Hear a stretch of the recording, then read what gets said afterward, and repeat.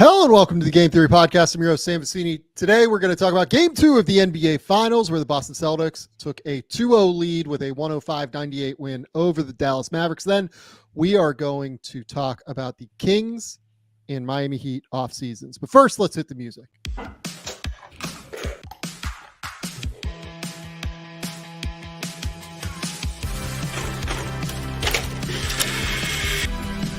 They do have a timeout. Decide not to use it.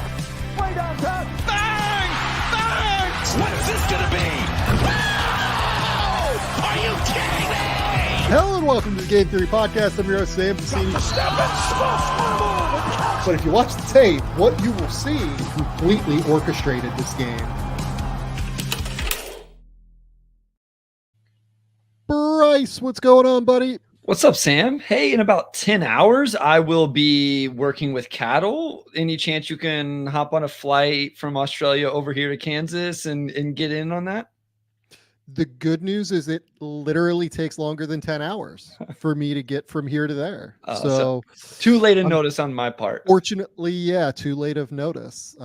Real quick, I've watched something that Sam Vecenie has not watched. I texted you this morning with a Netflix series, show, whatever, and you had not watched it yet. I was very proud of myself. Yeah, so you watched Eric, and I didn't even know that this is what this was called. I was like aware that there is a new Benedict Cumberbatch show on Netflix and like vaguely aware of what it's about, but like did not know that it was called Eric. And you were like, hey, have you watched Eric on Netflix? And I was like, no, what is this? And you caught me like while I was getting back from an Australian football game too. So like, I was just like, this is not real. You thought I was just making something up. It is kind of like the most generic name you could think of for the movie and the character in the movie. It's kind of a weird name as well, but interesting series. It kept our attention for the weekend. That's what we watched. So that's great. Okay, let's dive into game 2 of the NBA Finals first. So Boston wins this 105-98 against Dallas. They're up 2-0. Where do you want to start with this? I'll just give you the floor at this point. In terms of, are we going Celtics offense, like which side of the floor, just overall takeaways? Takeaway. Let's start overall takeaway. Jrue Holiday is awesome. Like, love that Jrue Holiday is getting his flowers right now. This was an incredible game, and he scored the basketball, Sam. But also then, especially that sequence in the fourth quarter where he jumps up to PJ Washington right before half court, forces the pass back. Luka knows he's about to get in 8 seconds, so he throws an errant pass that Derek White steals. Jrue gets the three-point make, and then I believe it's the next possession. He comes up with an offensive rebound, kind of an easy one, but Tatum had missed the shot. Quick one more pass. White knocks down a three. It's awesome. And there's other offensive rebounds throughout the game. So I think Jrue Holiday was a big takeaway. And then Derek White's rim protection. Was he the best rim protector in this game? He had 2 ridiculous blocks. He had another one that because of goaltend, because his thumb was in the rim. I mean, KP had a couple good ones as well, but yeah, those 2 guys, I love seeing guys like that just go out, ball out, and get their flowers in these moments. Yeah, I love the fact. I love 2 things about this series. First, I love that Jrue Holiday right now through 2 games, and series is not over. A series does not start until a team loses a home game. Boston controlled its destiny, took care of business on its home court here, right? Through those 2 games, I thought Jrue Holiday was the best player on the court for Boston in those 2 games and would be my finals MVP to this point. Luka obviously was incredible. I thought Dallas did a great job in the first and second quarters, really kind of getting it going a little bit, getting him loose and everything. Like I thought they did a great job running a few sets to finally be able to get Luka away from some of the guys that have been hounding him throughout the course of the series, like Jaylen Brown and Jrue Holiday. But to me, a couple of things with Jrue like really stand out. And with this Boston team in general, Jrue isn't really self-creating a whole lot, right? He's just being the best version of a garbage man possible in an NBA Finals right now. And the way that I'll explain that, like we're going to watch tape, we're going to break down like why Boston's offense is still working, even though they shot 26% from 3 in this game. His backdoor cutting is absolutely fantastic. Yep. He attacks closeouts at a real level because he's a point guard, basically, or at least he grew up playing point guard and has played point guard for many, many years in the NBA. His transition play has been fantastic. His defensive play has been fantastic. He's been everywhere in help defense. I think Drew Holiday, to this point, has been my MVP of the finals. The piece of that is additional to Drew Holiday, I think I saw somebody online, I forget who it was, say that like part of what makes Jason Tatum so good is not that his best is better than everybody's best, is that his floor is higher than just about anyone else's floor, kind of, right? Yeah, I mean, like, for example, tonight Tatum wasn't great and still almost had a triple-double. Like, he had 18, 12, and 9 in a game where he went 6 of 22, 1 of 7 from 3, a few turnovers, still almost had a triple-double. Exactly right. Jason Tatum did not play well, like, through large stretches of this game. He was still unbelievable. Drew Holiday, even when he's not scoring, he's going to bring defense. He's going to bring tenacity. Derek White, for instance, like Derek White tonight, made a couple of threes, and he was like really the only one outside of Drew that it felt like shot the ball really well. His floor, in terms of like his overall contribution to winning, is still a little bit higher than most guys. And that's what allows Boston to be this. And Jaylen Brown deserves a lot of credit for this too. He's done a great job defensively in this series, like even though he didn't shoot super well from 3 last night. So all of their players basically have these incredibly high floors night in, night out, which allows you to consistently be in games, even when you go 2 for 20 from 3 between Jaylen Brown, Jason Tatum, Sam Hauser, and Kristaps, all of whom are really good 3-point shooters. They went 2 for 20 tonight, and they still were able to win this game in the second half in a way that you and I were texting back and forth. We just felt like it was inevitable. Yep. Like they were just getting cleaner shots. It was so much easier for them. And I think that is such a critical part of what this Boston team is. Their floor is so much higher than anybody else's in the NBA, I think. Well, so let's go through those guys. Tatum had 9 rebounds and 12 assists, even though he went 1 of 7 from 3. Jaylen Brown had 7 assists and 3 steals, even though he went 1 of 5 from 3. Those guys also were 9 of 10 from the free throw line. Porzingis had 2 blocks in 23 minutes and also went 4 of 4 from the free throw line. So they found ways to, and then Derek White shot it well, but Derek White had 5 stocks, 5 rebounds, and a couple of free throws himself. So whether they're knocking down threes or not, or finishing everything at the rim, then people are tweeting about it all game long. Tatum's facilitating in this game. Jaylen Brown has been incredible defensively, even if he doesn't have all the steals and the blocks and highlight plays, maybe that White has at time. KP again, 2 blocks, a couple, like the one on Gafford was insane. So it's just, those guys are always doing these other things that, as to your point, raises the floor and the production and the value that they're providing on the court. I think that that's exactly right. It really is like staggering. I was sitting here watching, kind of being like, oh man, is this going to be like game 2 of the Miami series where they just went like dead cold and it didn't matter, right? And Miami was able to get a win because Boston just, shot 0% from 3, basically. They eventually made some timely threes. Like Derek White made 4 threes. Drew Holiday made 2 threes, right? But seriously, they went like Sam Hauser went 0 for 5 from 3 in this game. Sam Hauser got open looks from 3 in this game and still just missed. Kristaps, I thought, like had another really solid game. And I think Kristaps structurally just changes everything for this team, as we'll talk about again when we go through it. The way that Boston, and this is where I'll give Joe Mazzulla credit, and maybe this is where we'll start like into tape a little bit here. I want to give Joe Mazzulla a lot of credit because I think that Boston has been, and this is something we talked about, I think in March when we broke down Boston's offense. Boston, to me, is the most intentional team in regard to floor spacing in the NBA. It's not like they run crazy, complicated actions. It's that They have 5 shooters on the court at all times. They have a great creator in Jason Tatum, another really great creator in Jaylen Brown who can drive in a straight line. And you have these enormous driving lanes because it's really hard to help off of their shooters, right?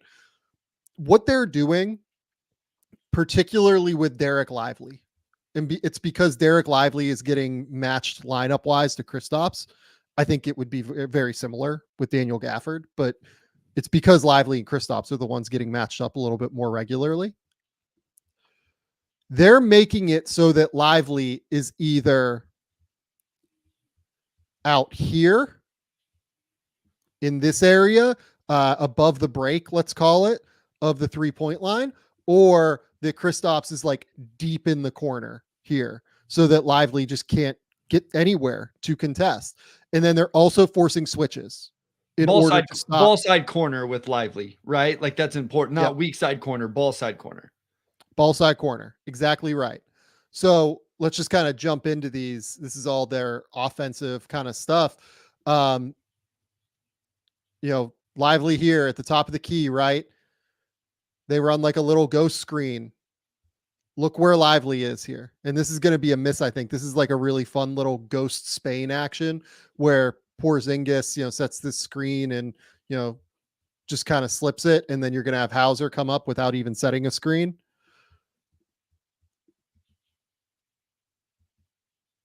Look at this space that Lively has to cover here because they end up having to double Brown on the drive because Jaylen Brown is such a physical, powerful driver, right? This is an enormous amount of space that Derek Lively has to cover, and it just ends up being a wide open Sam Hauser 3, right? But the key to this is that they're forcing Lively to be high on the court, right? So this one, Lively is guarding Jaylen Brown in space here at the top. They're just going to attack either Derek Lively here. And if Lively is able to cut off that drive, cool. Jaylen's just going to revert, back it out, basically back himself out and make it so that Lively can't go help on the block here. Make it so that Maxey is on an island here and there's nothing that he can do because Maxey's like unplayable in this series. We need to be like completely upfront about this. Like Maxey, they can't keep playing Maxey Kleber. Like they're better off going small with like PJ Washington or putting in like Dante Exum or something like that. Yeah, I think the idea of Maxey made a lot of sense, right? And getting him back and playing small and those type of things. But like he missed the shots he took tonight. Defensively, he's not able to stay in front of anybody. He's not an advantage right now. But sticking with the Boston offense there, they drive it, kick it out, and Hauser immediately sees Porzingis' mismatch on the block and throws it right in. It doesn't take him 5 seconds. It doesn't take him too long to where the Mavericks can scram switch and get a better matchup. They just get the ball where it needs to go, when it needs to go there. And I think that's part of how they take advantage of all this spacing. Real quick before, how many blocks Derek Lively has in this series? I would guess 0. So Derek Lively and Daniel Gafford have combined for 1 block in this entire series. They averaged 3.3 during the regular season. This Mavs team was 3rd in the playoffs team-wise in blocks per game. They have 4 total in 2 games. They were averaging 6 a game coming into the series. Like this Boston offense has completely taken away any of their rim protection. Yeah, so again, like this is just like a action here where you will see it's Kristaps, in space being guarded by Derek Lively.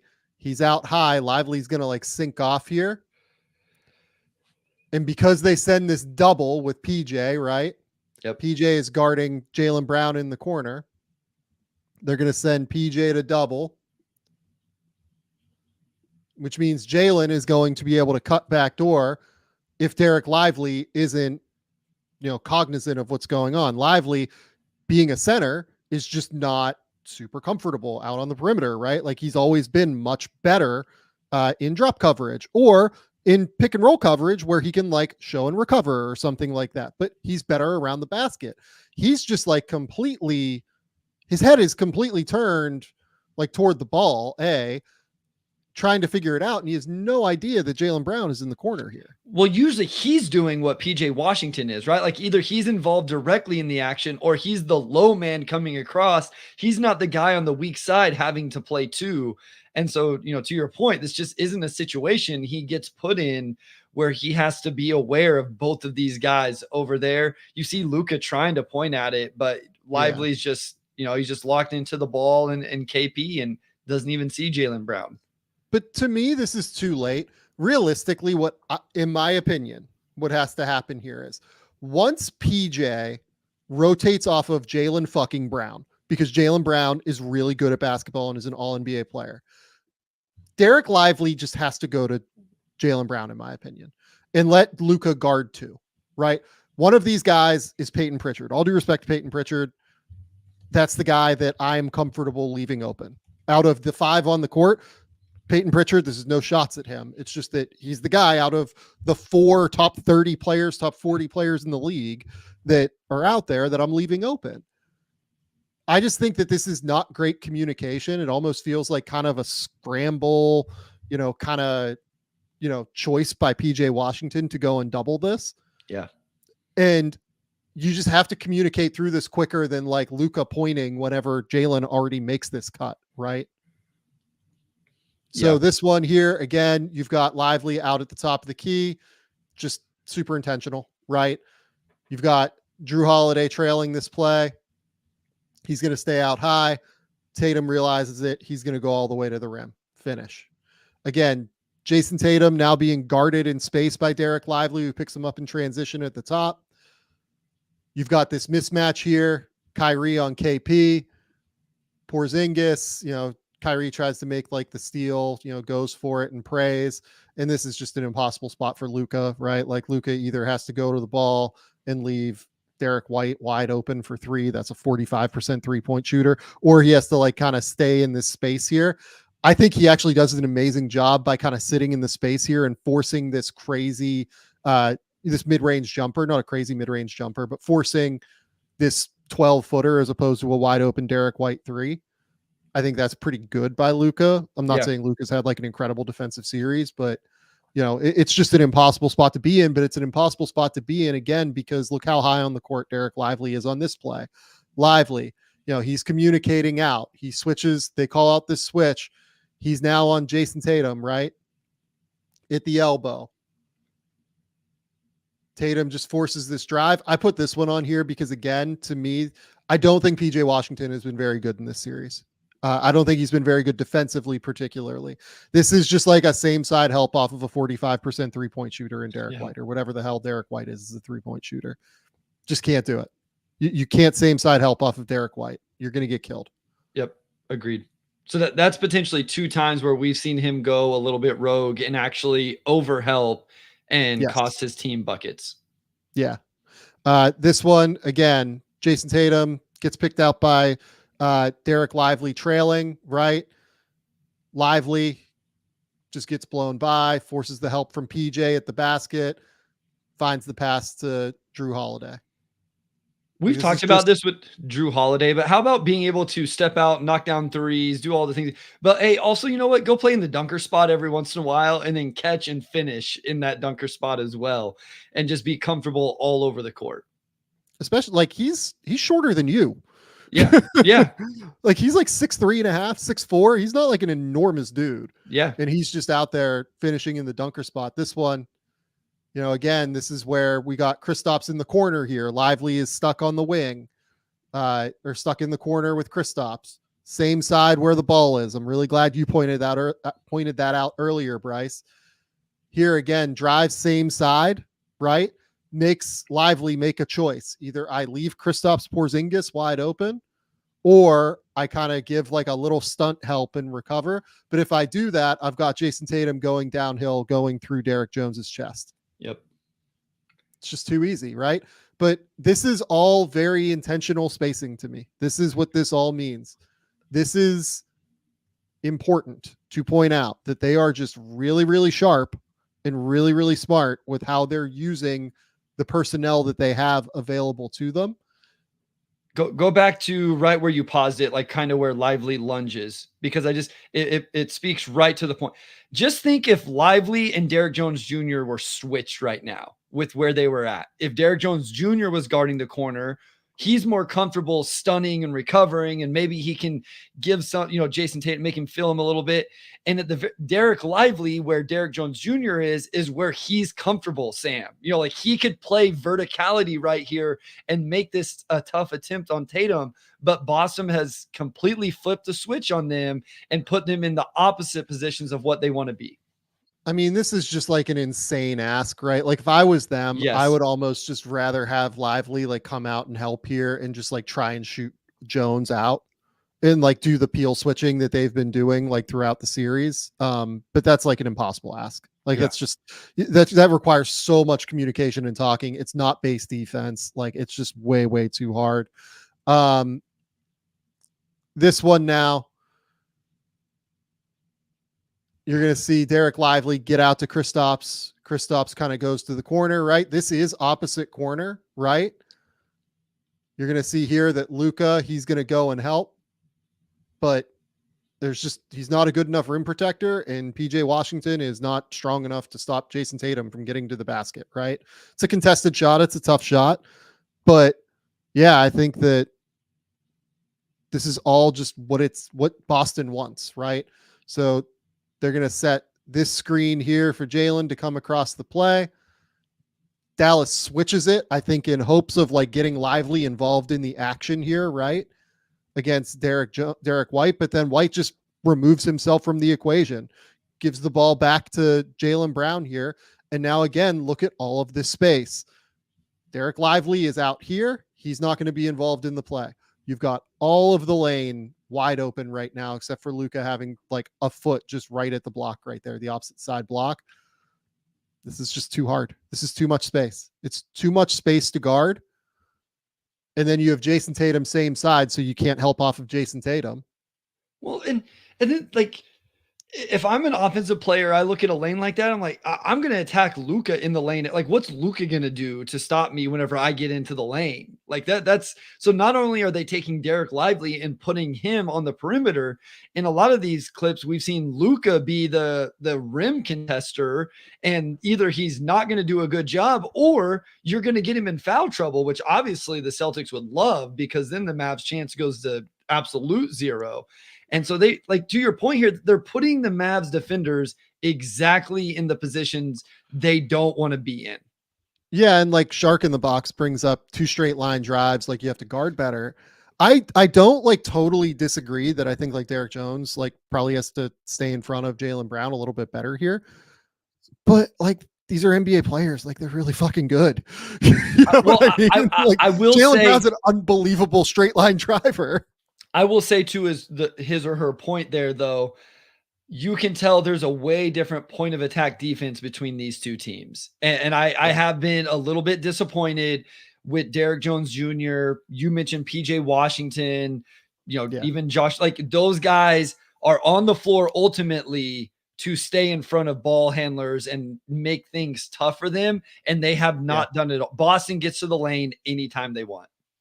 Yeah, no, you're 100% right. See, this is one where they try to get Lively like in the lane, right? So this is a really fun one. You can see Derek like communicates with PJ Washington here at the top, right? He says, hey, go to Jalen as the trailer.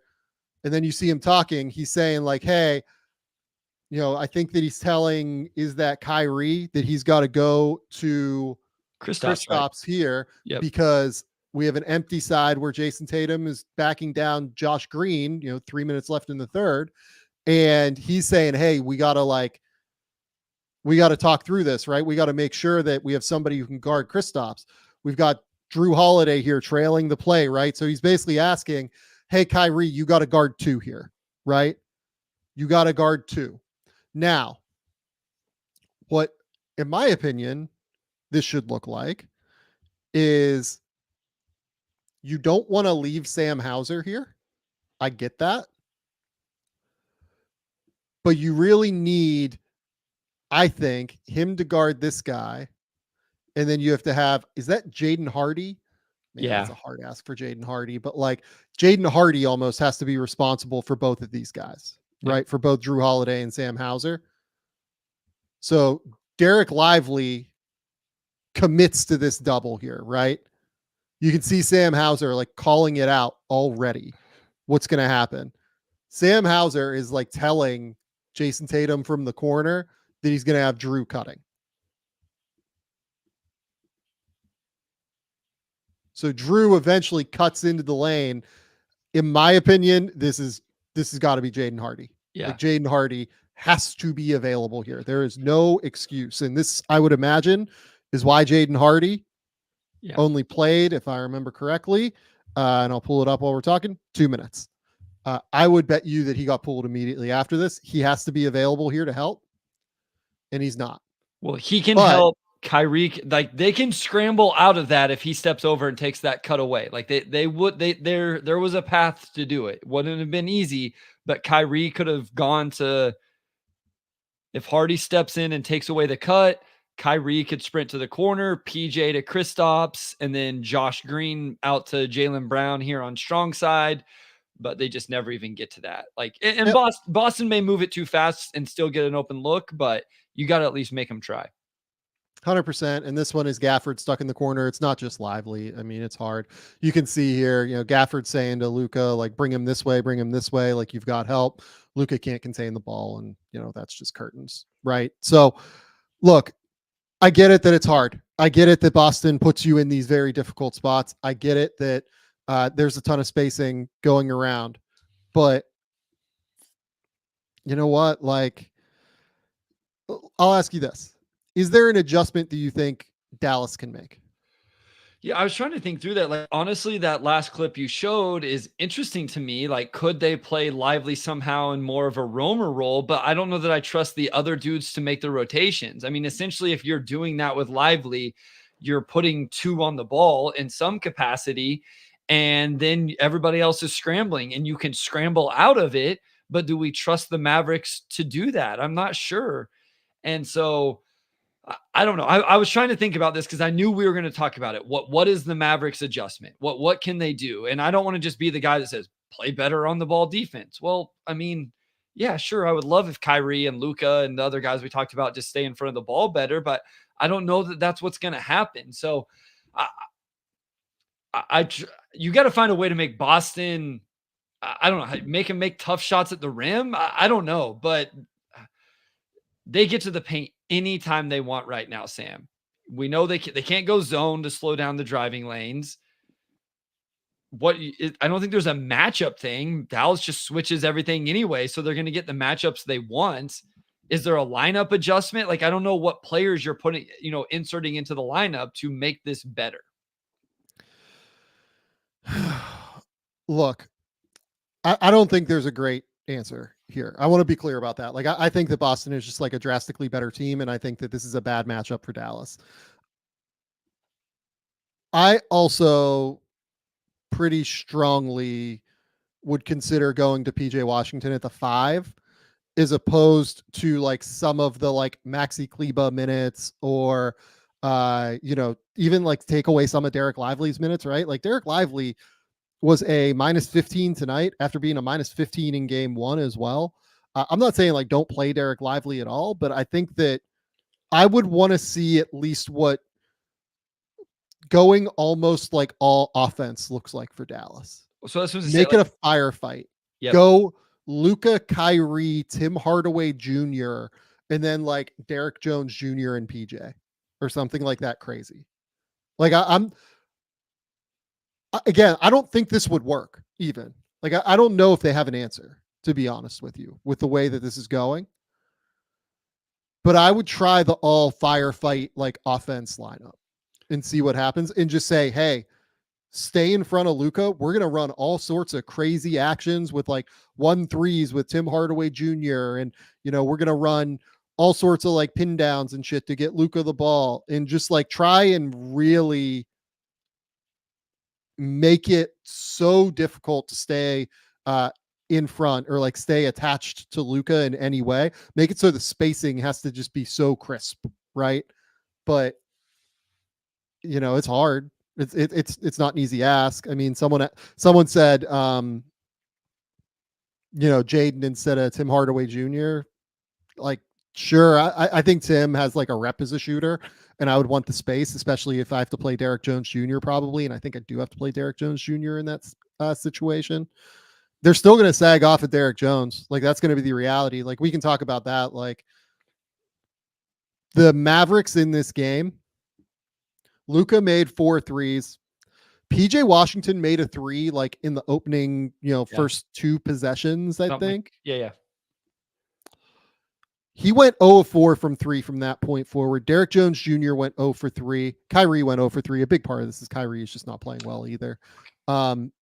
Josh Green goes 0 for 3 and Maxi Kleber goes 0 for 2. So after that immediate PJ Washington 3 to start the game, they went 0 for 7, 0 for 10, 0 for 12, 0 for 15 between Green, Kleber, Kyrie, Derek Jones, PJ Washington. So that's what I wanted to ask, because my big thing right here is going into, you have to win game 3, right? Like, you're not beating Boston, 100%. Obviously, like this, duh. So if you're Jason Kidd in the Mavs, are you going stay the course? At home, maybe our energy level is 10 to 15% better, and we do guard just a little bit better on ball. Derek Jones Jr. is a little bit better on ball. PJ Washington, maybe we, Josh Green, whoever, these role players are a little bit better on the ball, and we limit the Celtics a touch, just a touch. And then hope that Luka has a crazy game and Kyrie gets out of whatever these 2 games have been. Or is the answer, like you said, let's do something drastic? I'm not saying you have to start that lineup, but we are ready to go to that lineup early. Like, where would your mindset be? Would it be stay the course, dance with who got us here, and hope we're just better at home for 2 games? Or would it be, we got to try to really change something up here? I would try to change something up in terms of the lively minutes, particularly. Okay. The lively minutes have been so catastrophic in this series at this stage to where I feel like I need to try to minimize them. And I would go small and see what happens. I would try it. Like, I'm not saying like, I would give it like, 5 minutes and see what happens, right? See if you can get Luka some space to operate. See if you can get Kyrie a bit of extra space to operate. Cause like, it feels like to me, Kyrie is the one that's been hurt by this more than anything. Yep. Right. Like, see if you can get Kyrie. He had a couple of really impressive rim finishes at the end of the first quarter. They did really good getting cross matches, I think, onto Peyton Pritchard and Sam Hauser, maybe in the first quarter of game 2, where he kind of went in and finished. He got one on Porzingis in the third quarter as well. He must have got a switch or something. He had the real quick like scoop finish. KP had maybe hurt his calf at that point. That's another thing we probably need to touch on. I don't know if I haven't been on Twitter since we started recording. I just know that like people had mentioned, people were messing with his calf, whatever. And so, I mean, if KP is not healthy, and I have no account of whether that's even in consideration right now, that's a major factor going, because he changes the equation offensively for Boston, as we just went through all those clips. Yep. 100%.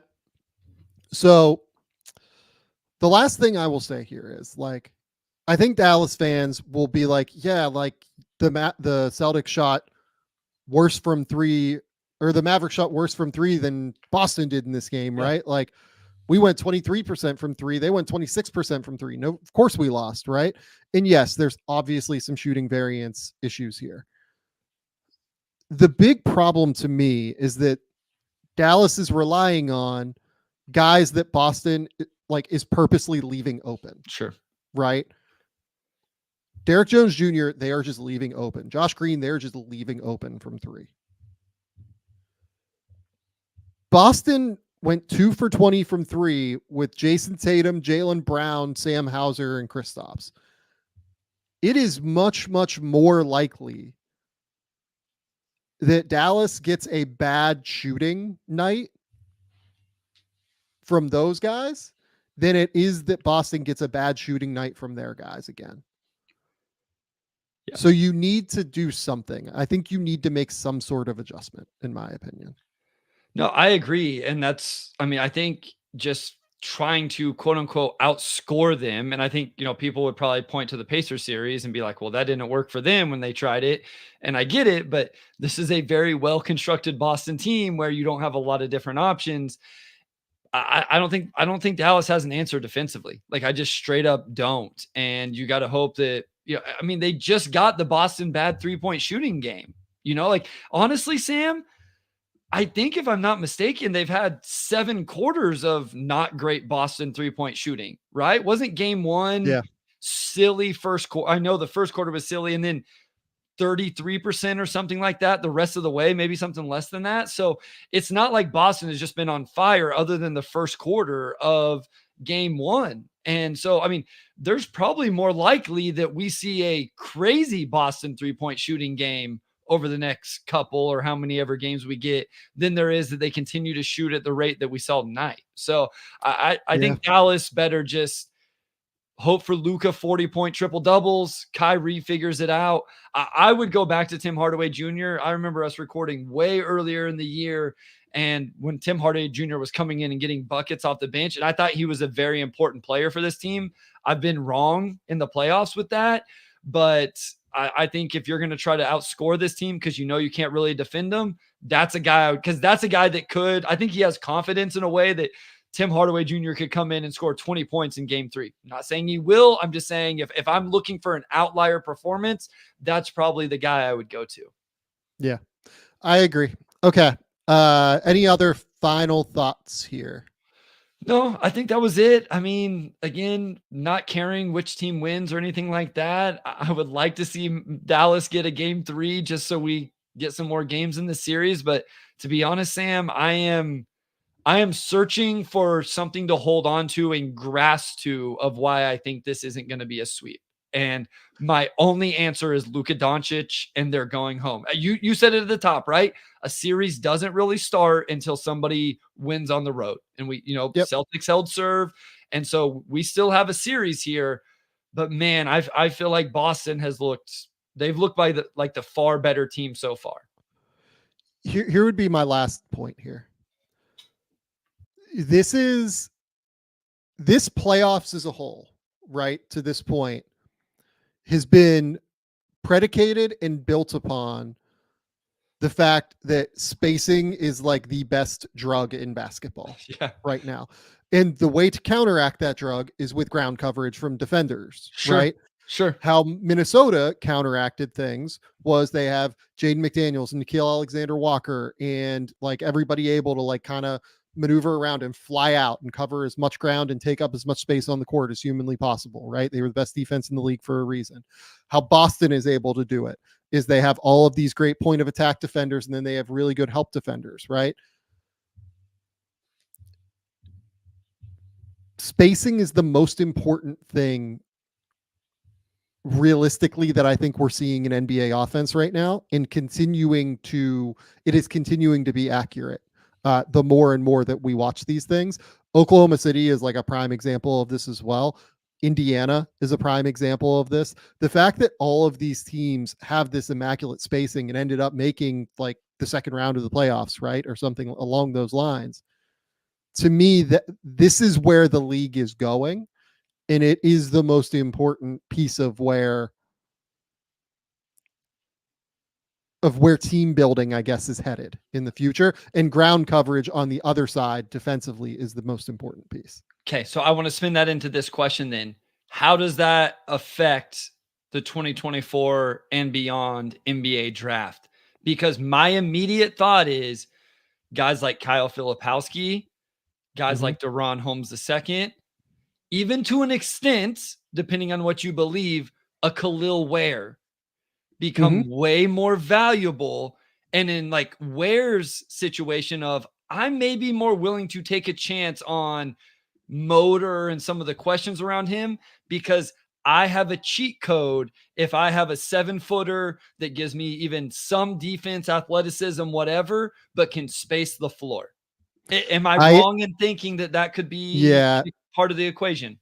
Yeah, I've been like pretty clear not having a first round grade on Khalil Ware like throughout the course of the season.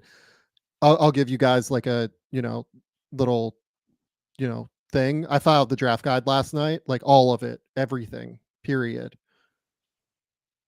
I ended up with Khalil Ware in the top 30. I did. I I did the exact same thing because the other day I wanted to hash out my board better, and so I finally wrote down things I value, and this archetype of big may be the thing I value the most, especially if you're not just getting like a superstar or whatever. And because of that, I had to rise Ware up my board. I'm like, you have to value that and take a chance, even if you don't believe in all of the other stuff because of this. Yeah, okay. like Okay, go ahead. the guys that I have a little bit higher than probably where their consensus are: Baylor Shireman, Antonio Reeves. I would guess Cam Spencer still at this point. AJ Johnson, AJ Mitchell. Mitchell's like a questionable shooter, but I like the mechanics, and I think he probably will shoot long term. Tristan Da Silva, I have in the top 20. Kyle Filipowski, I have in the top 20. Like these guys are real shooters, like shooters with size.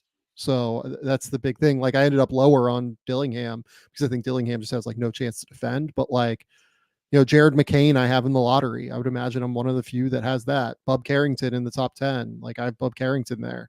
Like I would imagine that shooting wise, I am higher on the shooters while also acknowledging that like at the top of the draft with guys like Alex Sarr, and we think Sarr has a chance to shoot at least, but like isn't quite there yet. Alex Sarr, Steph Castle, you know, Ron etc. Holland. Yeah. Like I still have those guys, you know, in the top end because I think that the upside swing is a little bit higher. Somebody asked me Keyshawn George here, question mark. I can't wrap my head around Keyshawn George. I don't love him as a player. It's a really hard sell for me that this guy who averaged like 2 points per game or whatever in like the French second division last year for Chalon is currently, and then like this year was on a horrendous team with Miami and was, you know, a single digit scorer again at Miami, and he turns 21 this year. It's just a hard sell. I understand why people like him, and if you want to have a top 20 grade on Keyshawn George, I completely understand the pitch. I just couldn't quite get there on Keyshawn George, given that he hasn't been great at like basketball yet. Yeah, I'm a little higher on George than you. We texted about this the other day. I just really buy the skill set and I like the size, but I'm not a top 20 grade on him. Going back to Dillingham, I've had some conversations recently about his size and comparing him to other guys, and it's really fascinating. Like we compared his physical profile to Malik Monk's coming out of Kentucky. Monk was like way bigger than him. It's not even close. Not even close. Like he was like 30 pounds more according to Kentucky's pro day. I did Marcus Sasser tonight. Him and Sasser are the same height, but Sasser's wingspan is +4, 5, 6, something like that. Yep. Plus he's bigger. And what scared me about that one, Sam, the reason I did it, I obviously watched every second of Marcus Sasser's rookie year. And every time he walked on the floor, I was like, oh my gosh, he's so small. And I wrote in my notes multiple times throughout the year about how Sasser really tries defensively, but he just can't hold up because he's so small. And Dillingham is smaller. And that makes me, I didn't mean to turn this into a Dillingham thing. You just mentioned him. So I want to flip it to the other side. You said ground coverage defensively. So I want to ask you, how does this make you think about Ryan Dunn, who doesn't do the other side of this coin that we're talking about, but covers as much ground as anybody maybe in this draft? Like, is there not value in that at least because he can close out to guys and make extra rotations? He has the motor, the physical tools, and the awareness all wrapped up into one. Yeah, I ended up with the second round grade on Ryan Dunn. Just because I don't think he's ever going to shoot based on what we've seen. Like, I don't know what the case is that he'll ever shoot right now, really. You know, you're 100% right. The ground coverage is there, but I mean, the case is almost like Derek Jones, right? Derek Jones was like a total non-shooter, but here's the reason I've Ryan Dunn in the second round. Realistically, I think actually comparing him to Derek Jones in the draft guide. The problem with drafting Derek Jones right? Derek Jones was 19 when he got drafted. Ryan, I think, will be 21.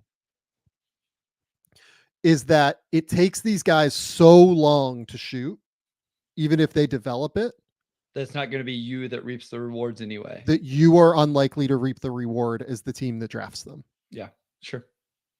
So yeah, like that's Sure. where I ended up on it. It's kind of like, honestly, like I ended up with I thought I was going to have AJ Johnson in the first round. I ended up with the second round on him too, because I just think it's going to take a long time for his frame to fill out. Right. Yeah. It's just forever. Yeah. Okay. Yeah. This makes sense. Okay. Let's go to off-season previews. Okay. You want to start with Kings or Heat first? Let's do the Kings. Let's do the Kings. Okay. The Kings have been long awaited.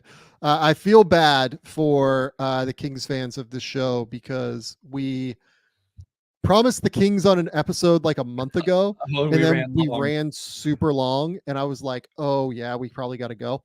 The Sacramento Kings. They're in an interesting position right now. De'Aaron Fox has 2 years, 72 million left, so 36 per year. He's extension eligible this summer. I think that like by far the most important thing the Kings have to do is probably get De'Aaron Fox extended, right? Like that's just point blank to me, like the number one issue at play here. They have Domantas Sabonis. His extension starts next year, 4 years, 185 million. Keegan Murray, 2 years, 20 million. And then he is a restricted free agent, not unrestricted. I don't know why I have that on the page. Kevin Huerter, 2 years, 35. Harrison Barnes, 2 years, 37. Trey Lyles has 1 year left. Keon Ellis has 2 years left. He was a great find for them this year. Colby Jones has 3 years left on his deal. Davion Mitchell and Chris Duarte, guys that were, lottery picks that haven't really quite worked out yet. They are 1 year remaining on their rookie scale deals before being restricted free agents. Sasha Vezenkov is basically 1 year, 7 million left on his deal. It was kind of reported. I was going to say, that's what it is. And then like this weekend is kind of reported that he wants a different situation. Okay. I think it was a worthwhile bet for the Kings, but I understand why they might not want to acquiesce to that because they are an over the cap team, and having guys like Vezenkov, Mitchell, Duarte, Trey Lyles, that is basically what, 13, 21, like 30 million in expiring salaries almost. So that's like a real way for them to potentially improve this team is by having Vezenkov, attached to some of these other guys in trades. I get it that he probably wants to go somewhere else, but I think that if I was the Kings, I would be like, look, we're paying you $7 million a year. Like, we probably have to keep your deal on the books, man. So what happens if he decides he wants to go play back overseas? Like what happens to his contract? I assume. I mean, look, like, so here's the thing. They can try to negotiate a buyout. Like Vezenkov's people can be like, hey, we will take 1 million of the 7 million you have left. Right. And do that. And he can go back overseas. But if I'm the Kings, I kind of want his 7 million on my books to be able to like go and do something with his expiring salary. And I get it that sucks, but yeah. And man, this is a bad card that I made because they have 13, not 12 in the draft. And I have 12 here. Okay. Having said that, the thing that we have not mentioned yet is that Malik Monk is an unrestricted free agent. Yeah. They only have his early bird rights because they've only had him for 2 years since he hit free agency last time. His max offer is about 4 years, $78 million.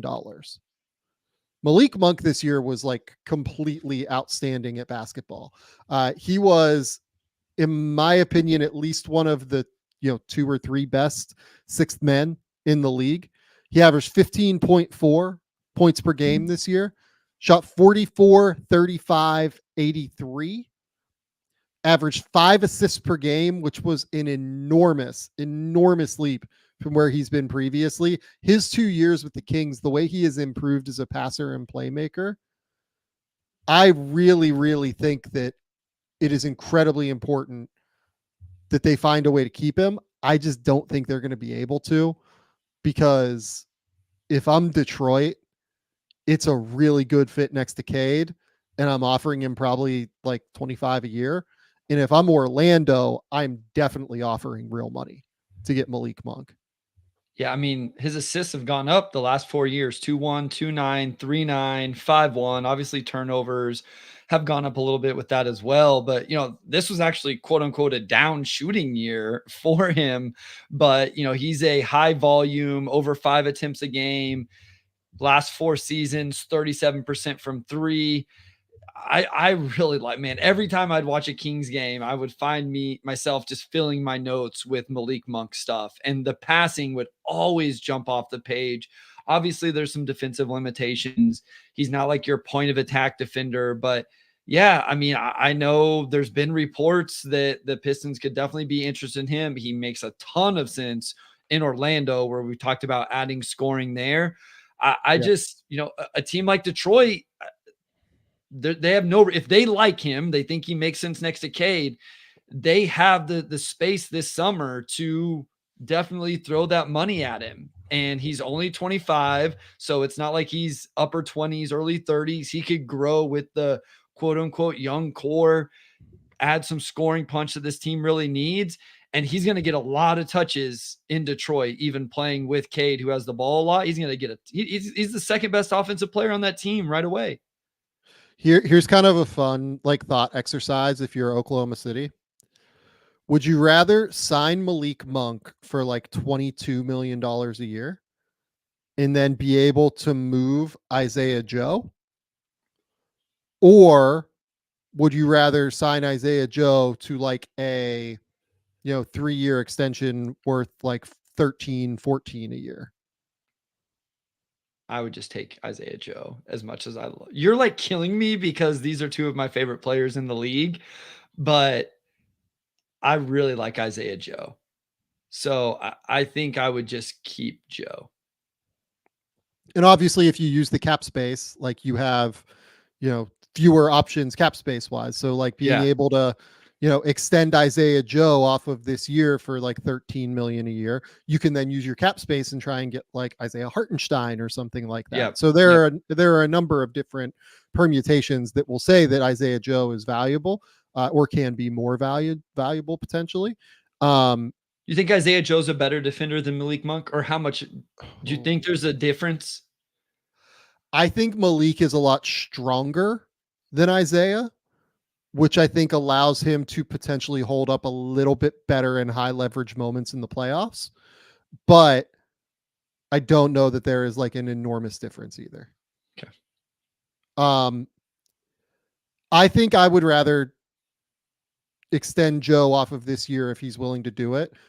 Like have the 2 million or whatever it is for this year.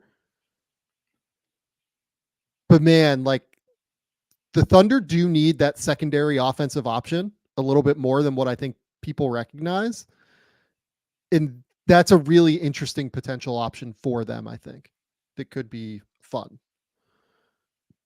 No, and then if you did like Isaiah Joe and something else, like you would get real value. Sure. Yeah. So that's the other thing, right? Is, in the other scenario, if you bring in Malik Monk, then you can trade Isaiah Joe for, like you said, something else. And so you're going to get something back for him. So there's other tertiary things that go along with both ways.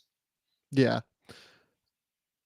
Man, if I knew that I could get Malik Monk and I knew that I couldn't get Isaiah Hartenstein or like couldn't get like one of these other free agents, I think I probably would do it.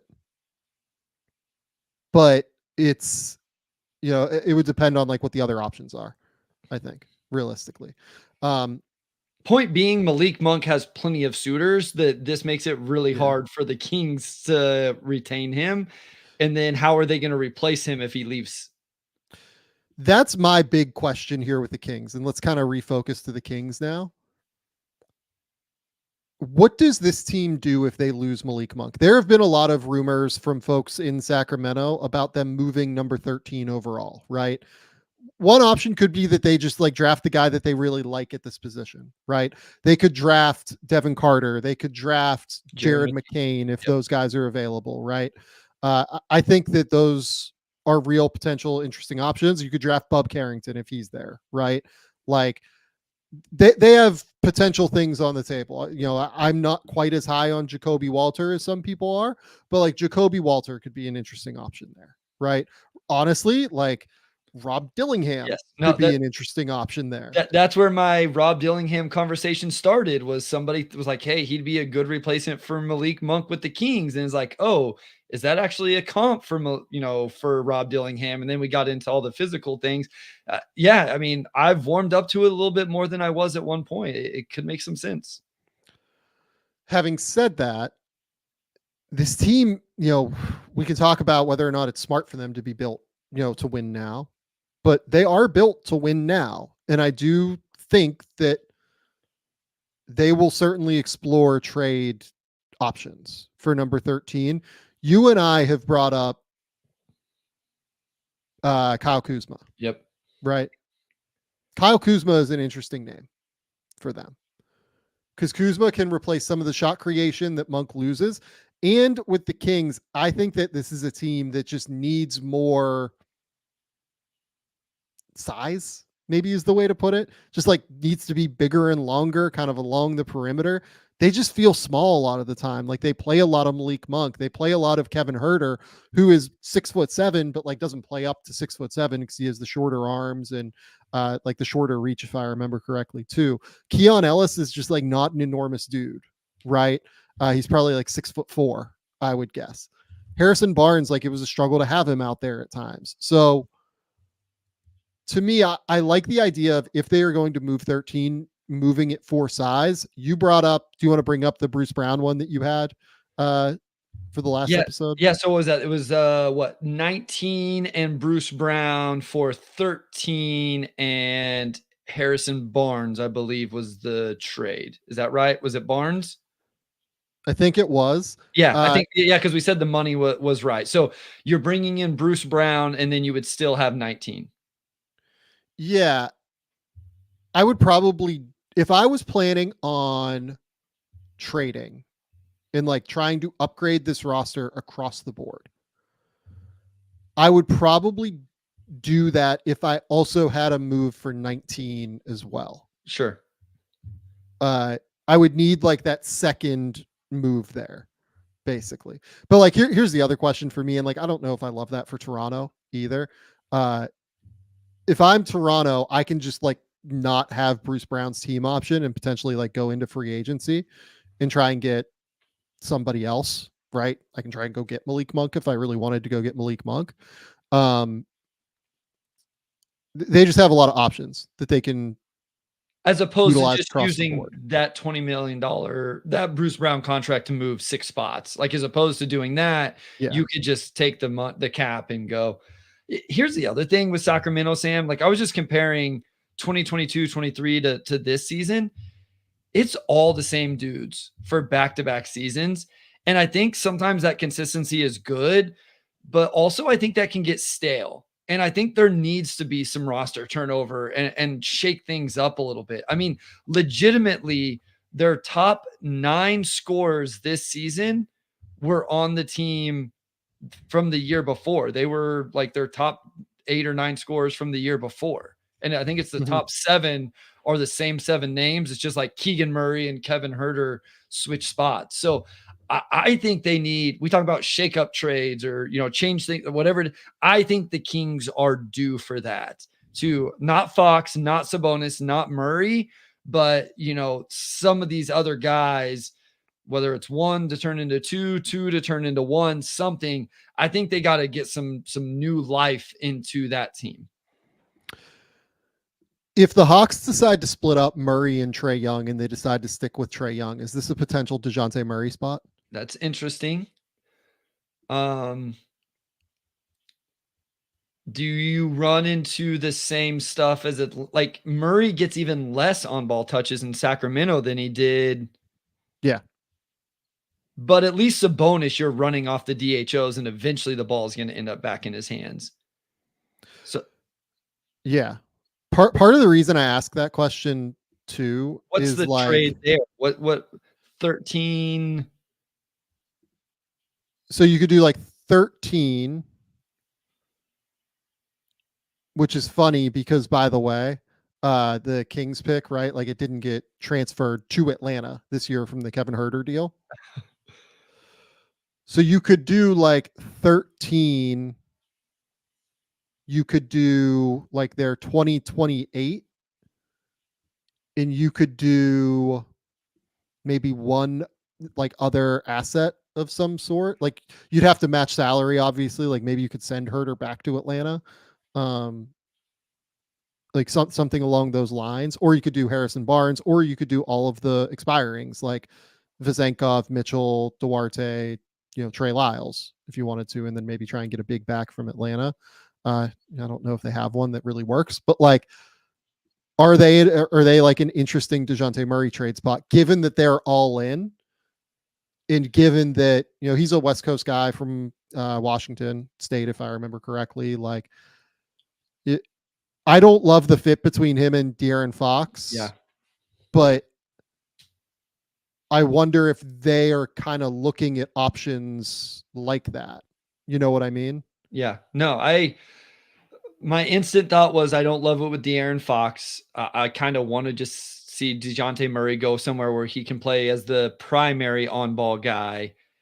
Mm-hmm. But it would make sense in terms of talent acquisition. I don't know that I think they have the resources and assets to do it. BI is not a good destination, right? We don't think Brandon Ingram would make sense. He's the next one I was going to bring up. I would be a little bit more interested in Ingram than meets the eye.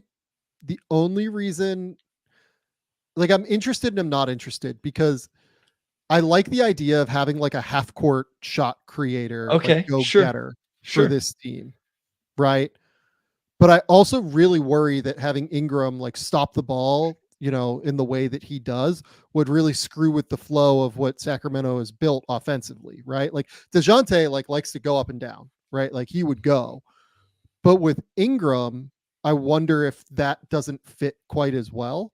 You know, Scott Schmitz brings up buying low on Zach LaVine makes sense. That's actually a really interesting name too, I think. So to me, that's one. Listen, Zach LaVine, I think is talent-wise, I think has almost gotten underrated, but obviously the injury stuff is crazy. But what I love about this idea, because we just talked about with Murray, is maybe the assets aren't there. So, like he says, buying low where you're not having to give up a lot, expirings, maybe one asset. Is Zach LaVine even going to take one real asset? I'm not sure. I thought that he would whenever this whole thing happened, but I'm like no longer convinced of that. But if you're the Bulls, like, are you intrigued on taking a flyer maybe on like Duarte and Davion Mitchell, or on like Kevin Herter and Harrison Barnes or something like that, and like trying to rehabilitate Kevin Herter maybe? Yeah, no, that's what I'm saying. Like, could you match salaries where a couple of those guys are at least interesting, and then throw in some second round picks? Like, I'm not gonna act like I'm well versed on the Kings second round pick situation, but then if you're Sacramento, your depth is a little bit hurt, but you slide Zach LaVine in there as a off-ball bucket getter, floor spacer. You would still have 13 to get. Now you could go anywhere you wanted with 13. Let's say you need backup bigs in this situation. Now the Filipowski, Deron Holmes, all of those guys are in play. Like now all of a sudden again, your depth may be hurt a little bit, but that's interesting. So I just put a trade up on screen where the idea would be the Kings get Zach LaVine and that Portland first rounder that the Bulls own for Harrison Barnes, Kevin Herter, Chris Duarte, with the idea being that, like, okay, if we think LaVine's value is a bit negative, let's say, and we think that Herter's value is like neutral-ish to positive, could you attach like a first that the Bulls don't like, it's not their own first, it doesn't really hinder their plans moving forward. They get to take a flyer on Herter, who they might be able to flip somewhere else, and you get off of this massive Levine deal. I would have a hard time stomaching that if I was Chicago. That's a Portland first round pick? It's a Portland lottery protected first round pick. Oh, lottery protected. How long do those protections go out? Oh boy, that's a good question. How long do those protections go out? Those protections go out until 2028. Lottery protected every year? Yes. Okay. And the other thing worth noting is that the Bulls' first round pick in 2025 is top 10 protected to San Antonio. You might want to be bad next year. So like, I don't know. The Bulls think that way. The Bulls certainly don't think that way. No, they do not. The Bulls do not think like us. That is for sure. I don't know who's right in this equation, but they definitely think differently than we do.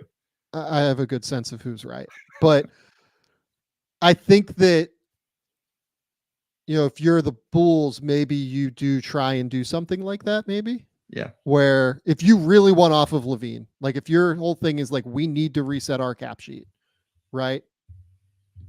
To me, like, you know, this would look like it's attaching assets to move Levine.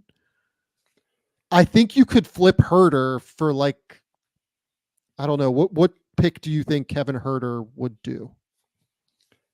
Could Herter get a late first round pick? I kind of think so. He's coming off such a bad year, though. That's what makes me nervous. Yeah.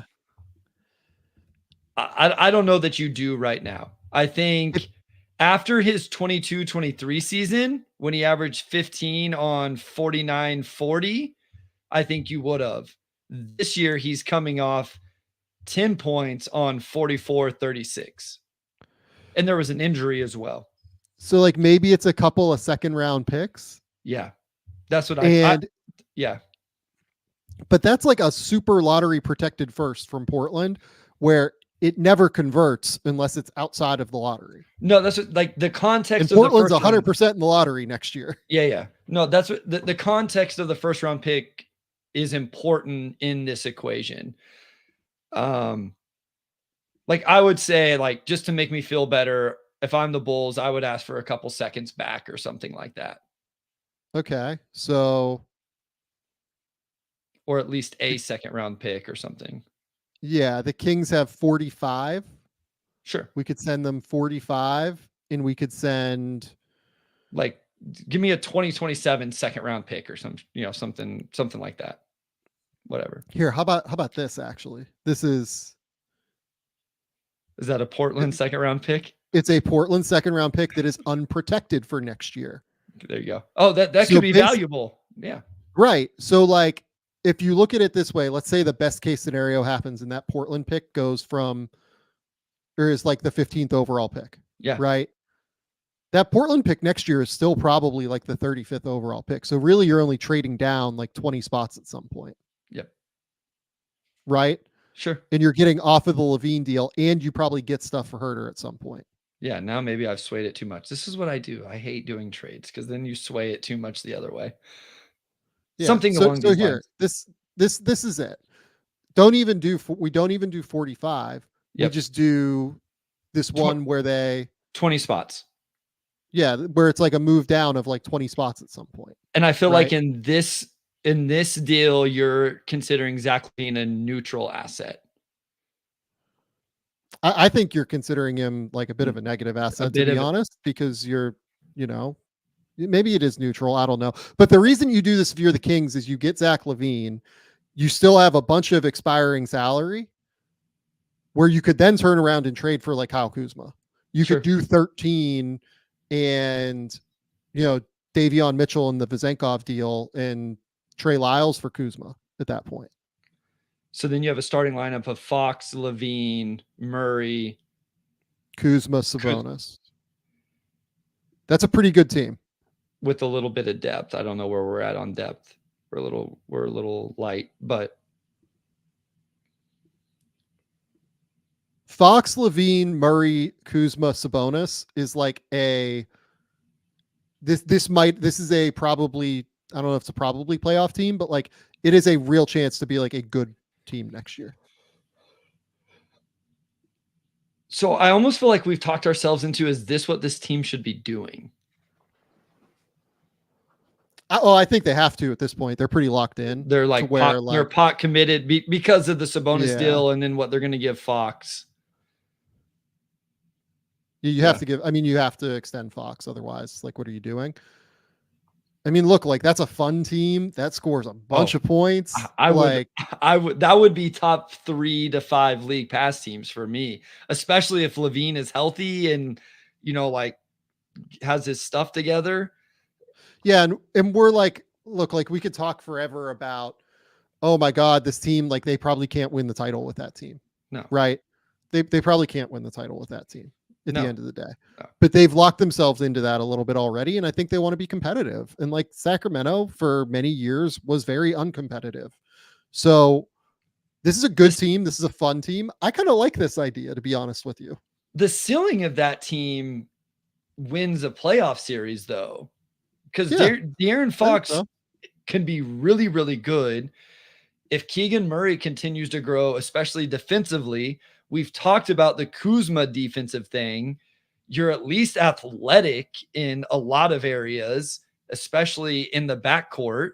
And like maybe you surprise somebody, catch fire in a series from 3, and Sabonis is going to rebound the hell out of the ball. So like, yeah, we're not building a championship contender, then a fun competitive team that's going to sell tickets and the fan base is going to enjoy watching. Sure. Like count me in. Yeah. Like, I don't know. Like that doesn't seem like a bad play to me for them, I guess. Like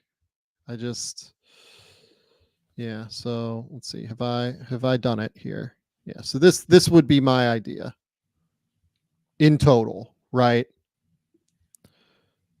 Where the Kings get Levine and Kuzma, the Bulls give up Levine in that first, basically moving 20 spots downward to get Levine in a deal where they also get Kevin Huerter, who I think is very easily movable for, picks down the road at some point. They might be able to get picks for Harrison Barnes too at some point, especially when he's an expiring deal.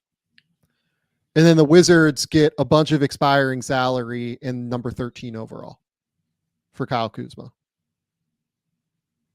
Yeah. No, I don't know. This feels okay to me. And like Mohammed in the comments brings up, like the Kings become like the Bulls stuck in purgatory. The problem is that like the Kings are already kind of there and they're in this ridiculously difficult Western Conference. And I think that they've positioned themselves to where they do probably have to push in and you see what happens. But you're not going to sell on Sabonis and Fox right now, where no, it just makes so much more sense for the Bulls to have sold on DeRozan, Levine, Vooch, all of those guys, and still haven't. Where with the Kings, like, what you're going to sell on Keegan Murray after, they're just not, you can't do that yet, and in 2 years, we may be screaming from the rooftops for them to start over. It's those guys. It's too early to do it yet. I mean, I understand the point there, but it's too early. You do have me thinking if the Bulls got too much back for Levine now. No, I think it's fine. You think it's okay? I think it's fine. Yeah. Because at the end of the day, that is still a first round pick, even if it's lottery protected and who knows when it shows up. It's just like Huerter is interesting to me. And like you said, Harrison Barnes is definitely deteriorating though. It's probably fine. Okay. Yeah. And with the Wizards here, like they get a lottery pick for Kyle Kuzma, basically. Yeah. And on top of that, like I think you probably get multiple seconds for Trey Lyles as a big who can step out and shoot. I think that, Davion Mitchell might be interesting for you as a team that needs a point guard of the future. He's probably not that, but he can at least like bring depth to your team as a point guard. I don't know. This feels okay to me across the board. Yeah. Okay. I think we kind of just like really fixed the Kings a little. Not fixed them, but like, I don't know. I feel like we did okay with the Kings there. Yeah. Let's go to a team that I have a lot less certainty on. The Miami Heat. The Miami Heat are they arguably more in purgatory than the Kings now? Would be my question to you.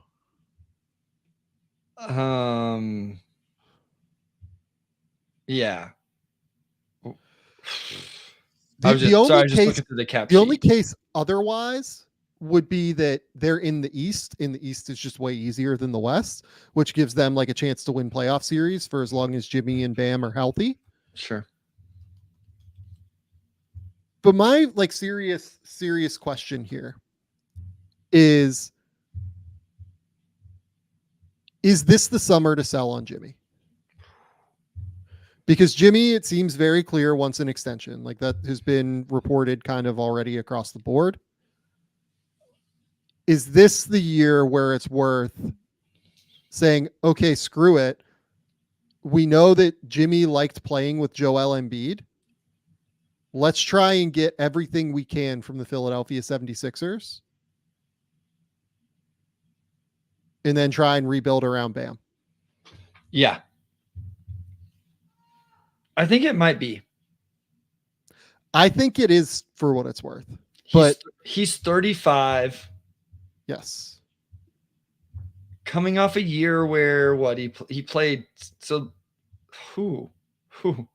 so his last 6 seasons 55 no he played 5 seasons 58 52 57 64 60 games consistently misses 20 games a year, every year, never fails.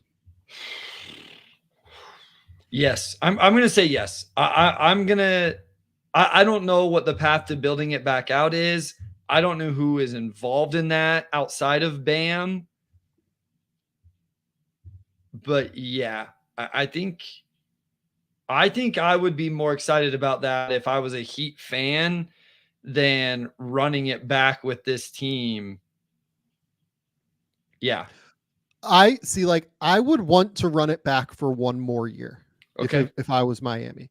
But the problem is that that's not really a realistic choice here, because Jimmy wants an extension, and Jimmy Butler has very clearly shown that, like, while he is this unbelievable player, if he doesn't get what he wants, like he is not afraid to make a problem of it, right?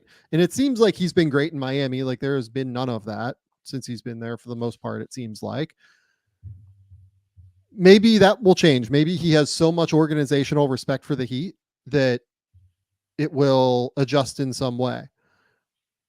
But if I was Miami, I would probably be looking at this summer as the right time to get off of the ship. God, he was so good in the last 2 playoffs. Sorry, I was just looking at his playoff numbers. Unreal. Unbelievable. Unbelievable.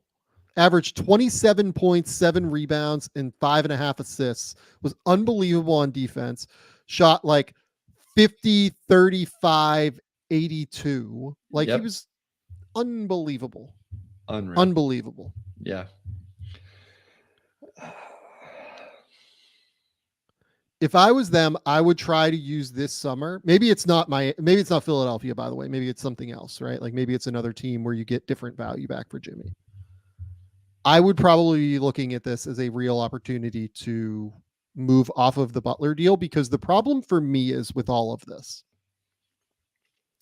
because Jimmy misses 20 games a year, let's call it, the rest of the roster is not good enough to make up for those 20 games that he misses. And because of that, you're almost always going to be behind the 8 ball in terms of seeding. What if he gave you a short, like what if he would just like do a 2-year extension or something like that, where you weren't or is it even about the extension as much as you just aren't sure that they can build it out with him on the roster based off what you just said? I think you could probably build it out for this year and like try and make it work.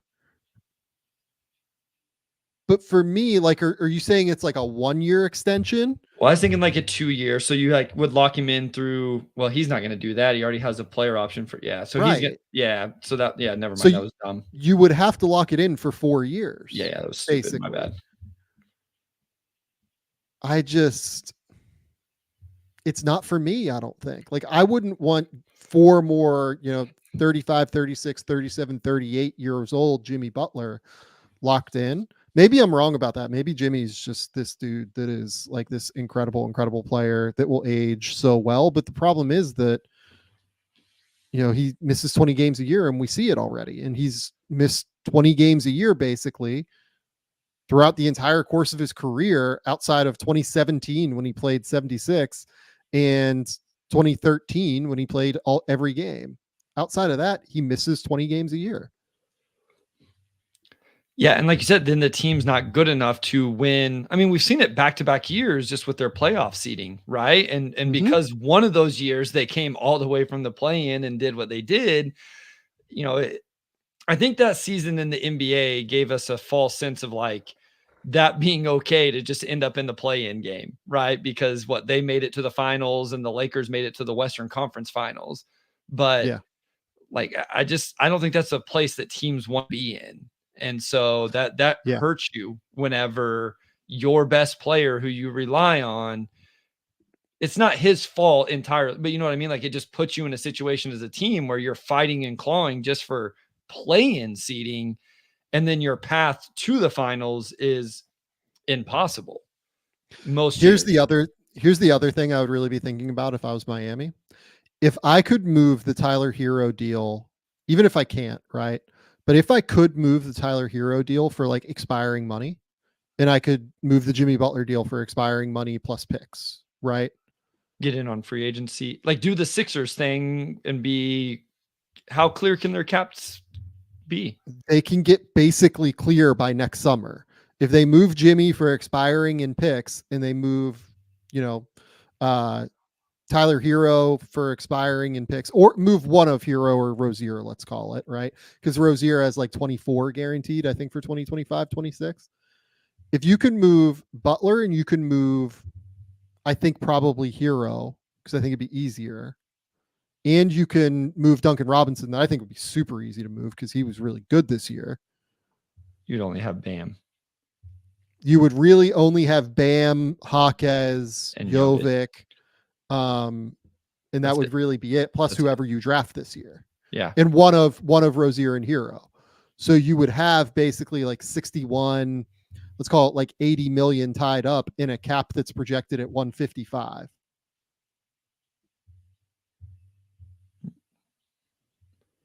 Interesting. I don't know. Like that seems, if I'm Miami and I, feel like I can be a free agency player, that's an intriguing option to me. That's a really, being able to clear out the books and like completely rebuild around Bam with some young players who are talented. That's a really interesting option to me. Yeah. And not that, I don't know that they need their picks to draft or, would want those picks for draft, but they need to refurbish isn't the right word, but restock the chest of draft picks because they have a protected one to OKC and then a swap, protected one to the Hornets and a swap.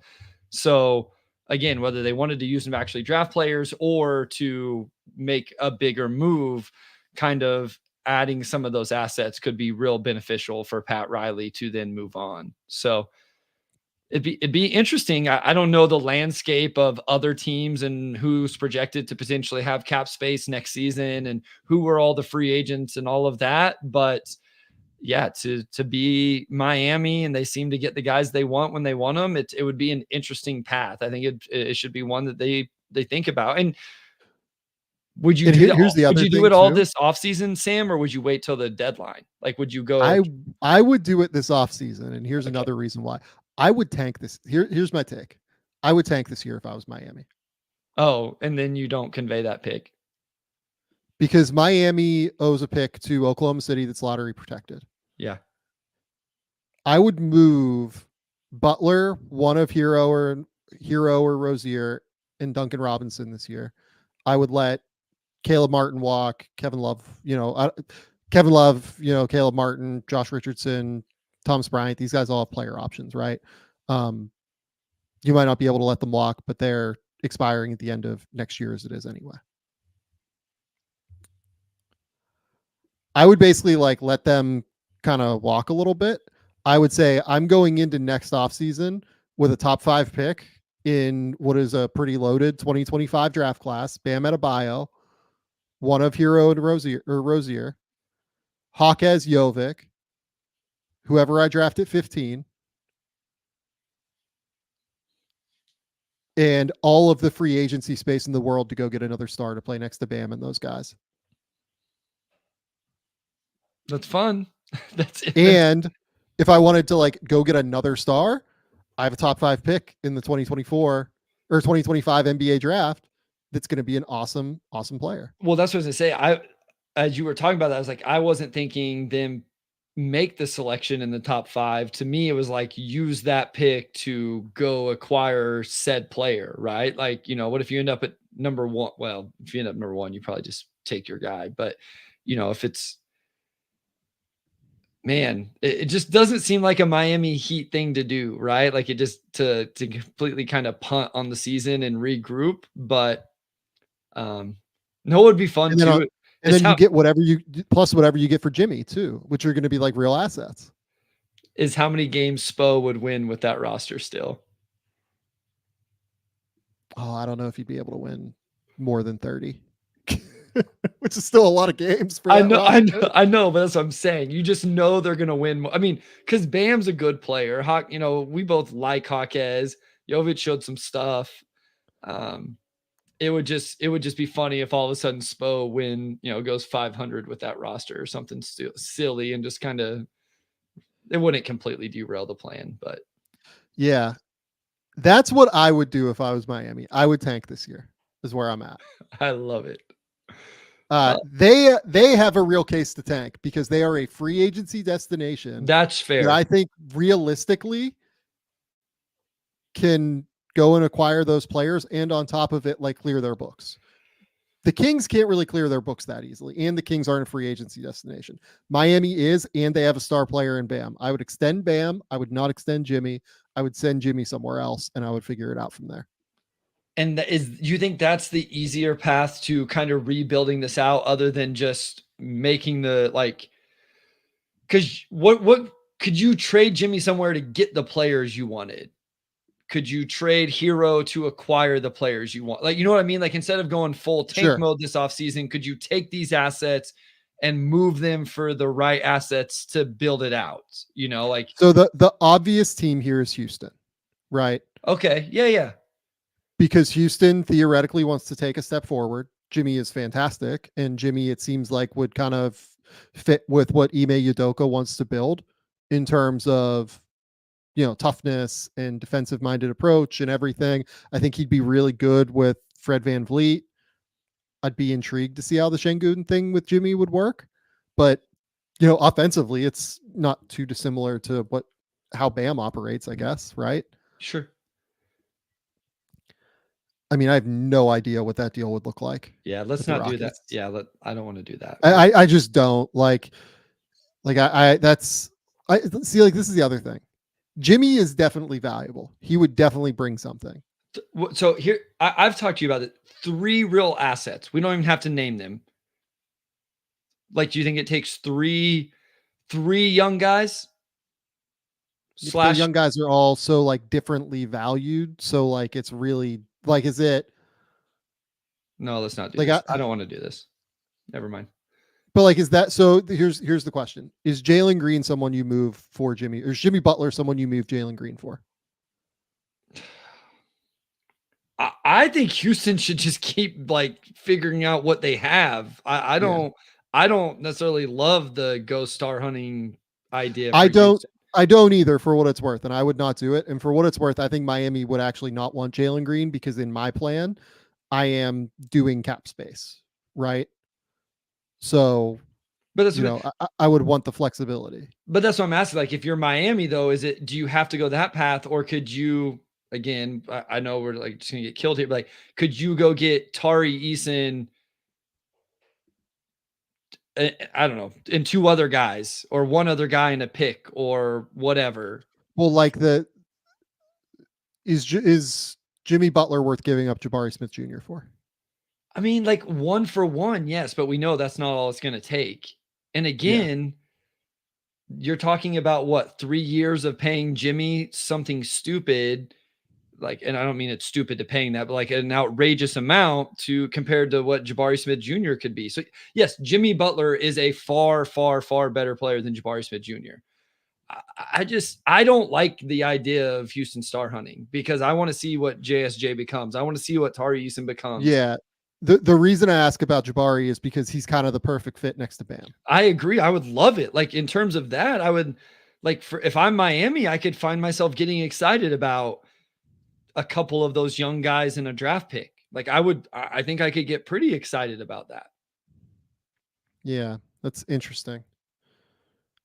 Yeah, like Jabari and picks for Jimmy is kind of interesting to me if I'm Miami. If I'm Miami, I would want two of the kids. And you think I mean, I probably want two of the kids, but like, but like if I'm Houston, I don't do that. Fair. And that's why I think like where it breaks down. So if you're Miami, would you value trying to get like, would you take two of the kids and no draft picks then? Or would you rather want the draft picks? Oh,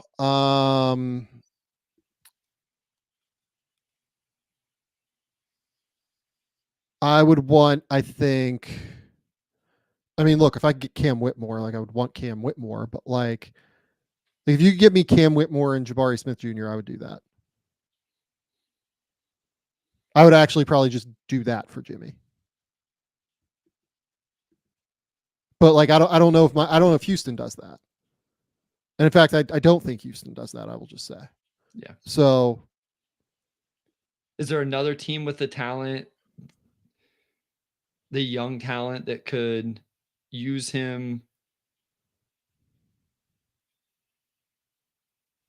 that would have interesting players? Houston's the one I thought of. I mean, like I think Detroit's so far away that it's probably not them.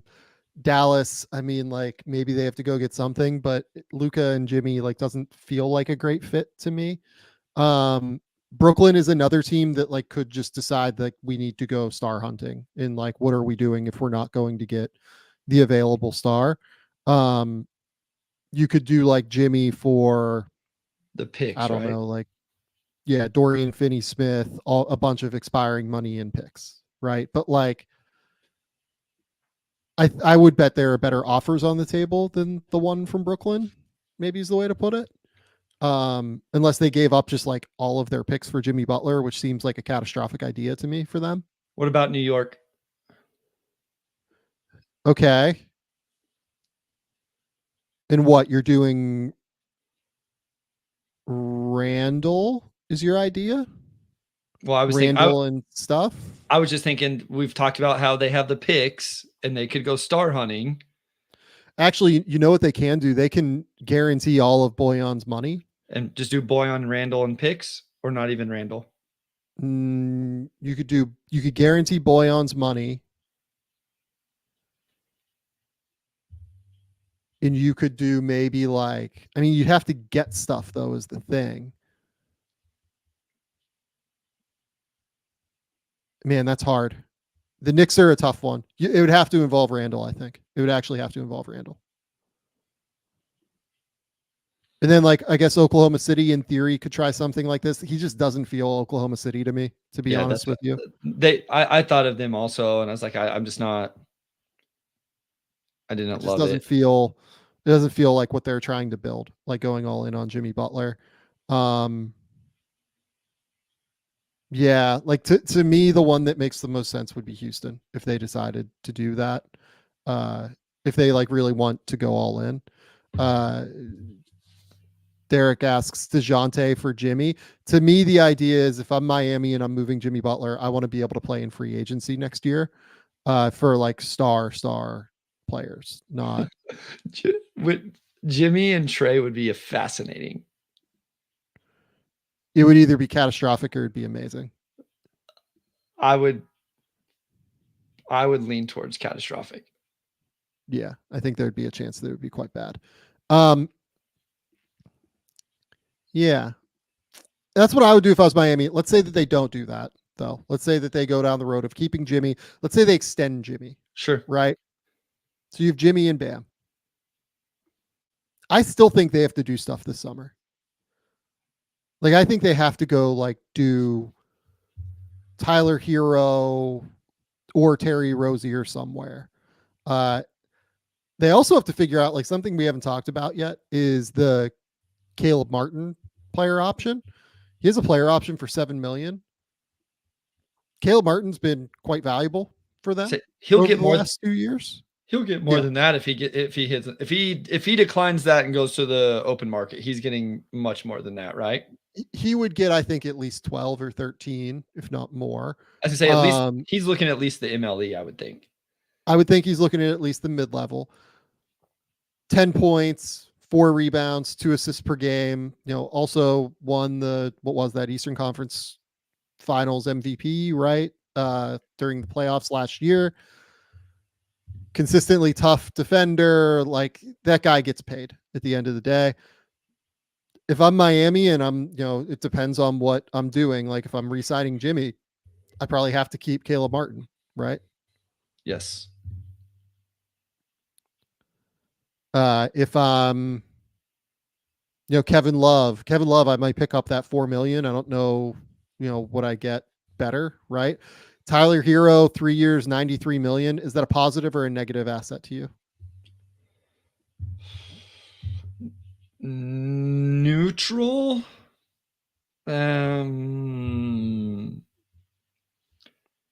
Is that as bad as Levine? It's less than Levine. I think it's fairly close to neutral given how young he is and given how much the salary cap is going up. Yeah. Right. Yeah, I was just looking at games played for him as well. I mean, he's averaged over 20 a game the last 3 years still. Tyler can play. If you average all 3 years, 44, 39, 89. I mean, we broke that. What there was a game where his passing was really good. It was a playoff game, I think, that we talked about. Those have increased a little bit as well each year. I'll call that a neutral because we know he's not great defensively. So a neutral contract. With the way that the salary cap is going up, I think it's pretty close to neutral. Now, would Utah want him? Would one of these teams that's clearly in need of a guard? Would Washington want? Well, that's what something like that. In your last scenario, sending him to Detroit makes a lot of sense because Detroit could just absorb him into salary cap. Sure. Not in this scenario, but in the last one where they were just trying to I don't know. Maybe the thing is that they won't just move him for nothing though. No, they will want real value for him. Well, that's what I was trying to So what would, because I think I'm with you. I think you have to move him or Rozier. I think they're weak in the front court depth. I think they have to improve upon Kevin Love. Yep. And how many minutes did he play for him this year, Kevin Love? So where they could get that front court depth is Hawkes and Jovic improving and continuing to grow, right? I think that's probably what they would hope. I also have been sneaky wondering, I feel like a lot of people connect wings with the Miami Heat and guards, right? During draft time.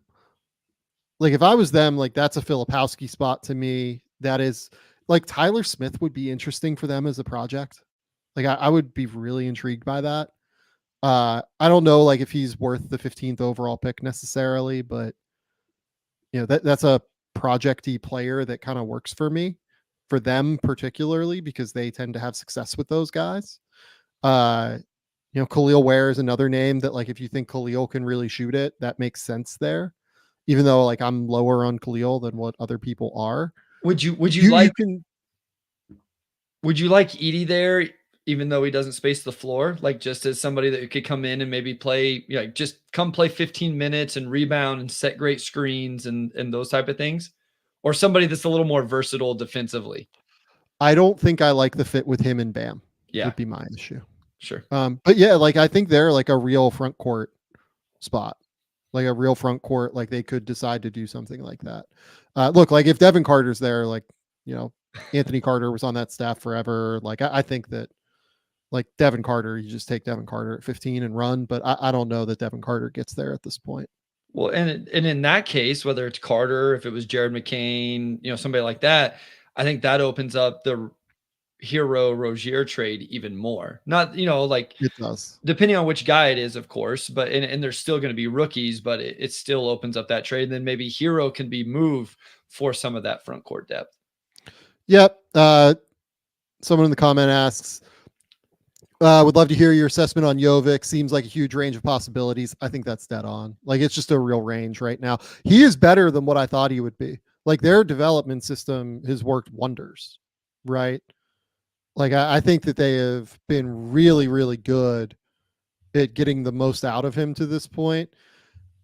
I never would have guessed that he would like really even be like a starting caliber player in the league. I thought he might be like a rotation player when he was drafted, but he started a lot of games for them this year and was pretty solid. He knocked down 40% of his threes.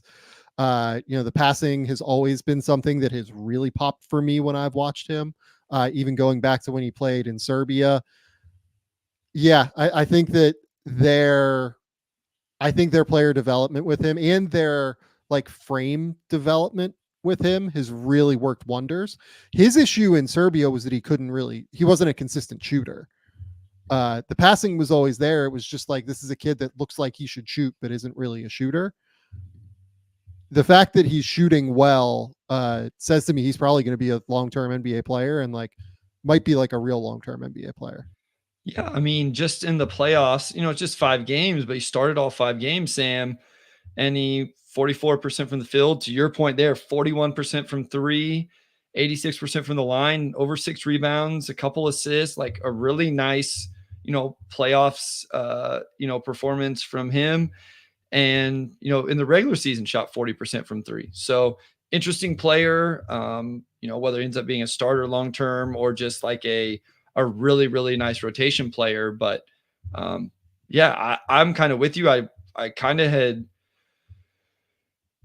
I don't want to say written him off, but wasn't sure he was really going to, click and be a major factor. And that definitely changed here, specifically watching him play in the playoffs. So. Yeah. So with Jovic, I'm just looking through the draft guide now. I had Jovic ranked 34 that year. So 27, like that's very much in the ballpark, same tier, right? But I was a little bit lower, I would say, as compared to consensus on him. I mean, if I'd have known he was going to Miami, I certainly would have had him higher. But, just their player development thing is always going to be, it's always going to supercharge these guys that are question marks. Only shot 31.5% from 3 in 2021-22, but had bad shot selection. Reliable off the catch, hitting 37.3% there from 3. Awesome ball handler, legit point forward, attacks closeouts quickly in a straight line. He's a wing with how dexterous he is with the ball. Throws darts on kickouts to open shooters from 3, hits cross court and cross corner kickouts, throws them off a live dribble. Smart and high IQ. The big issue for him was physically. I hated the lateral quickness and the poor strength. Not sure what he did on defense. I thought he was like almost between the 4 and the 5 on defense, but I think they've done the key that they've done work on is the lateral stuff. He looks way better laterally than what I thought pre-draft. Yeah, no, he's definitely interesting and a piece that I assume will. I guess they could use him in a trade if they wanted to go real star hunting, depending on which path they take here. But, assuming they kind of just stay the course, I feel like he's going to be a rotation and an important piece of that. Yep, I think that's right. Okay. Bryce. That's where we're at on the Heat. That's all we've got today. I think we call it there.